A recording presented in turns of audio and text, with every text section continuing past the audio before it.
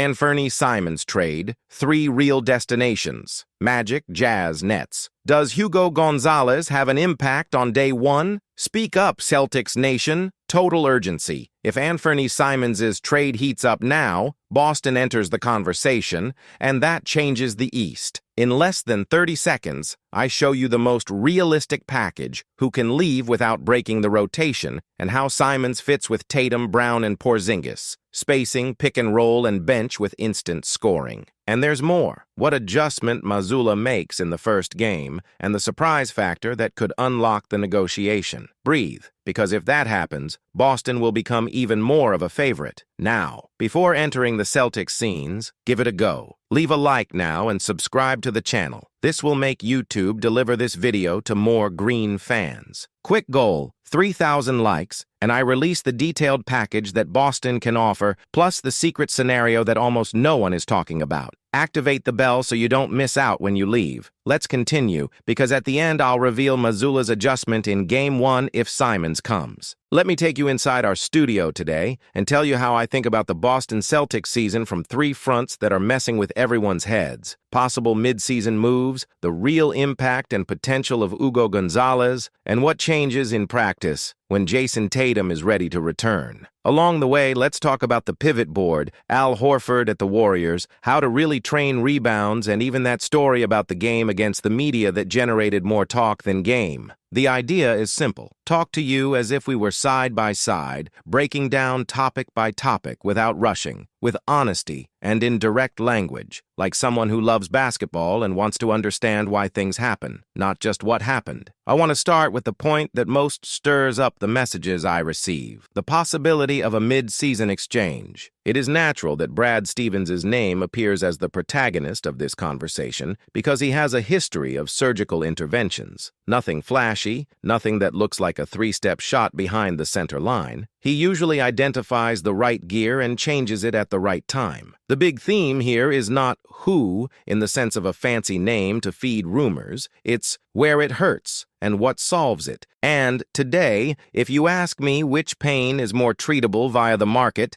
I answer anchoring in the bottle for the present and for the years to come. When talking about a movement that involves a relevant salary, the temptation immediately arises to mount exchanges for the name of impact. However, intelligent reading of the market does not always go through the high beams. Often, the most efficient path is the intersection between large negotiations. When a star changes places, everyone needs to make the math match and the pieces fall into place. It is in this back and forth that a team can fit its intermediate contract and leave the table with what it really needs. For the Celtics, that means targeting a reliable center with a 3 to 4 year window of contribution who can sustain coverage, rim protection, and solid minutes without collapsing spacing. It's not an exchange for the sake of an exchange. It's not a reduction in payroll for the sake of reduction. It's adding functional basketball. Note one detail. The team does not necessarily need to hunt for a specific pivot name. Yes, you need to position yourself to be the 3rd or 4th agent in a larger transaction,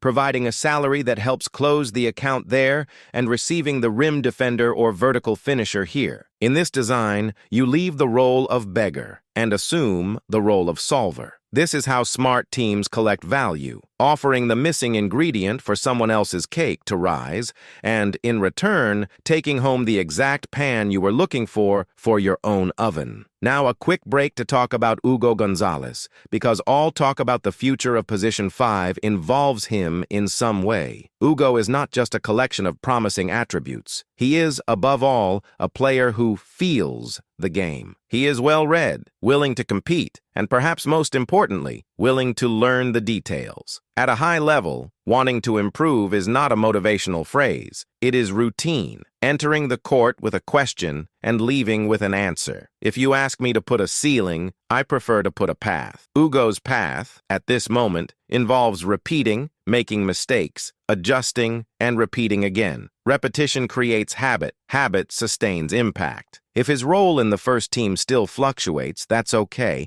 What can't fluctuate is the learning curve. And that brings us to Jason Tatum. When he returns, the question is not how the team will adapt to him, but rather how the gears regain rhythm. Tatum is the master cog. What changes with the team playing looser and faster? Change that the ball needs to leave the hands half a second earlier. Change that the transition requires you need to start on the rebound, and that requires wings committed to sealing the first contact and guards committed to offering passing lanes early. It changes that the half-court attack has more deep cuts, more accelerated handoffs, and fewer pauses for static reading. And where does Tatum fit into this? Exactly on the principle of flow. No reinventing identity. It's about refitting talent to the current cadence. You received it. Is there no advantage? Move. Did you receive it with advantage? Attack. Did you receive it without an advantage, but with a mismatch at the low post on the opposite side? Invert and activate. A faster team is not a team that runs in disarray. It is a team that decides earlier. Speaking of deciding, let's look with a magnifying glass at the pivot board. If someone tells you that there is an absolute title holder every day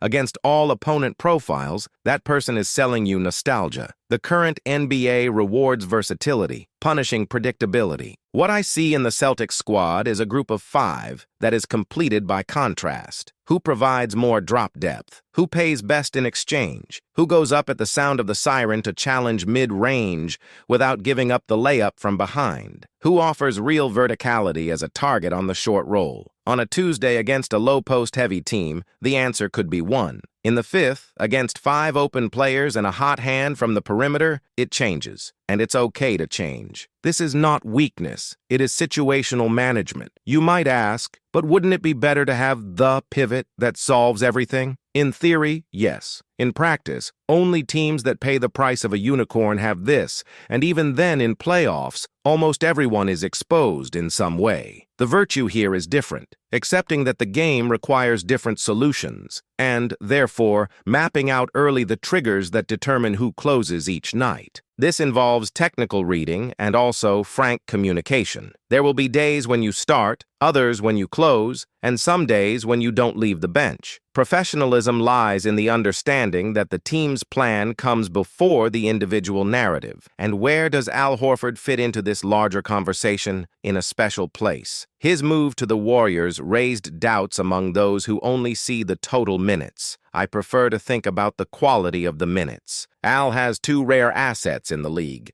collective intelligence and economy of movement. He doesn't waste steps. He doesn't design unnecessary plays. He doesn't try to prove a personal point. He gives his teammates exactly what the quintet lacks: a well-timed light screen, a side reversal without hesitation, a box out that doesn't become a rebound for him, but becomes a transition for the team. The point of attention, of course, is cargo. It's not about him holding on for more minutes, but rather about preserving the clarity of decisions. Too many minutes in sequence dulls the reading. A conscious shift with Draymond, for example, helps both. And as we saw in Boston, management is not about hiding. It's knowing when to use the best of each one. I want to return to Ugo with a very practical look. What he can impact today and what he needs to insist on to impact tomorrow. Today, he can transform energy into possession of the ball. This means 2 things: contesting with purpose and closing the rebound with technique. Tomorrow, he needs this energy to become a technical habit. Let's be specific. When a mid-range shot comes from the left dead zone, the rebound tends to come out long, angled towards the head of the right corner.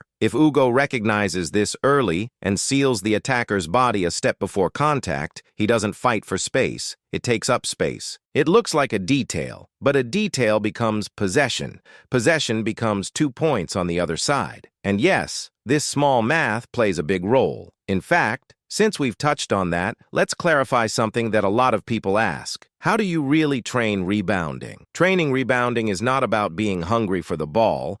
It's a set of small, repeatable decisions. First, reading the pitcher. Does he have a high arc? Do you tend to go short? Do you like side step back or retreat to the middle? Second, pre-contact positioning. Whoever arrives first chooses the point. Whoever arrives later fights with the body. Third, box-out technique. Low torso, hips on the opponent's thigh, arm hanging like a barrier without grabbing. and eyes on the rim until the ball hits the iron. Fourth, collective coordination. If I'm blocking the other team's heavier body, I might not recover the rebound. All good. As long as my teammate reads my role and goes straight to the ball, the team wins possession. Fifth, transition. Got it? First pass safe and high. Didn't catch it? 5-step sprint to kill the second chance. It's process, not loose instinct. Now, let's open another drawer. The game against the coaches. The one in which the media was run over. A lot of people wrote to me asking if there was a message there for the cast. I wasn't in the coach's head, but the lesson that remains, regardless of intention, is crystal clear. A standard is a standard, against whoever it is. You don't regulate the effort because the opponent is theoretically weaker. You establish how you play and keep the ruler at the same level. This works for professionals and it works for us, mortals at the end of the game. And between us, it also served to show that everyone who comments on basketball here loves the game, even though they know they won't compete athletically with those who train to be elite. There is a beautiful humility in allowing yourself to lose badly in order to learn one simple thing. Keep your head on level when the scoreboard screams against you again. I want to take advantage and touch on a point that few like to discuss calmly, the formation of the pivot that closes. There are nights when the top doesn't close. Who solves the opponent's pick and roll? Who doesn't blink when the point guard threatens the floater? Who doesn't despair when the winger threatens the reverse layup? Closes out. Close those who communicate coverage clearly. Closes who gives the coach predictability in executing a plan. In playoffs, this is worth its weight in gold, and there is a direct link between these choices and any trade Brad Stevens might make. You don't just trade inches, you trade tactical reliability. An average center who is always in the right place is worth more in the right series than an open talent who doesn't align with his responsibilities. Shall we talk about eras? I love this exercise, as long as we don't fall into the trap of empty romanticization. Superstars span decades because their excellence is adaptive. What would Larry Bird see today? More space, higher pace, more decisions per possession, nothing he couldn't solve with reading and shooting. What would a pure defender of the 60s see today? A game that demands punishment from the other side as well. That doesn't mean it wouldn't have a place. It means you would need to add something to your arsenal. And the reverse is also true. Some of today's physical wings would have done damage in an era of less spacing, where contact was culture and the fight for position didn't have the whistle as a protagonist. The beautiful thing here is to understand that in the end, basketball is a language with different accents in each decade, and players are polyglots. You may be thinking, all this is great, but what about when Tatum actually returns? What changes in the design of the rotations? Change that in the attack, its gravity puts the pieces back in place. Defenses fold early, corners open, cuts gain value. The team then needs to assume two responsibilities: getting the ball closer to the right target without telegraphing the play and keeping the defense on a knife's edge with constant threats off the ball. Tatum doesn't need to slow down the game, needs to distribute advantages. He is a creator of imbalances. The sooner they appear in possession, the lighter the offense flows. And defensively, the return asks for a choice. Prioritize which exchanges he takes over, in which lines the containment begins, and how the defensive rebound becomes the start of a counterattack with a single pass. It's less becoming the hero and more being the engine. If you've made it this far, you've realized that everything we've discussed has a common thread: clarity of function. In the roof of a champion team, each piece knows exactly why it is on the court. The young man looking for minutes doesn't need to prove everything in the same night. He needs to prove that he repeats the basics without fail. The veteran who has seen it all doesn't need to show that he can still score 30 points. He needs to show that his reading saves energy from the other 4. The coach doesn't need to design the most creative play of the decade. He needs to give the squad the right questions to answer on every possession. And the front office doesn't need to win the week's headline, needs to win the series in May and June.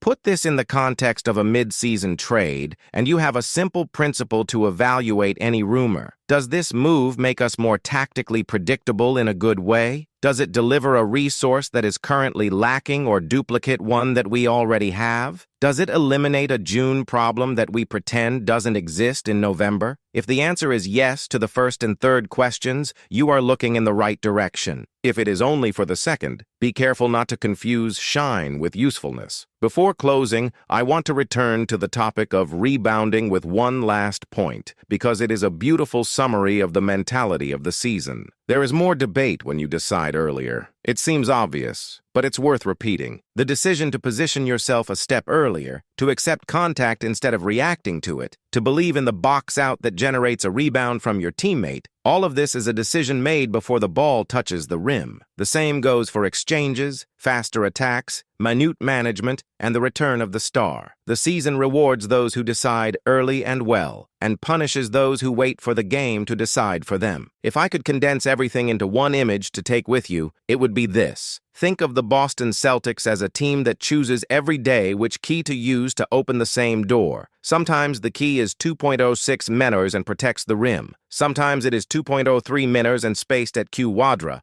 Sometimes he is 2.03 meters and calls Jason Tatum. Sometimes he's in his early 20s and goes by Ugo Gonzalez. The important thing is not the favorite key. It's knowing how to identify night after night which one turns the lock with less friction. And of course, I want to hear from you. What type of center do you see as the most logical fit for a midseason move? Drop anchor who closes the dead zone and protects the rim, or a hybrid capable of switching on the perimeter without imploding inside? How would you distribute the minutes of the great quintet, thinking not about who starts, but about who closes? And upon Tatum's return, what fine adjustments do you consider non-negotiable to keep the team moving without becoming a rush? Leave your reading in the comments. Respond with examples. Bring what you saw in the games. That's the fun of being here every day, constructing analysis from the perspective of those who watch carefully. I will keep an eye on the market, the signals in the games, the patterns that repeat themselves when things work, and also when they go wrong. Because it is in this variation that the truth of a season lives, not in the isolated peak of one night, but in the cadence of right decisions made early, repeated with discipline and adjusted with humility. If the board finds the right pivot within this reasoning, if Ugo transforms energy into a technical habit, if Tatum returns to take advantage early in possession, and if the squad accepts that some nights they will ask for other voices, the door that matters up front has everything to open. And when it opens, we will come back here to say, with the same serenity as today, that nothing was by chance. It was work. It was choice. It was well thought out basketball. If you want to see all of this come to fruition, from tactical reading to the fine-tuning that decides the series, the next step is simple. Dive into the Celtics Analytics playlist now. There, I dissect every detail that we discuss here, with clear cuts of plays, pitch maps, coverage variations, metrics that matter, and, most importantly, translation of the theoretical into a practical game plan. This is where you find break down games quarter by quarter to understand why the score changed, pivots in focus, who closes and why, with clips and objective criteria, Tatum playbook, how his gravity reorders the offense and speeds up decisions, Ugo in evolution, from technical detail in rebounding to real impact on rotation, trade radar, 3 and 4 team scenarios, fits and costs, defensive lab, drop,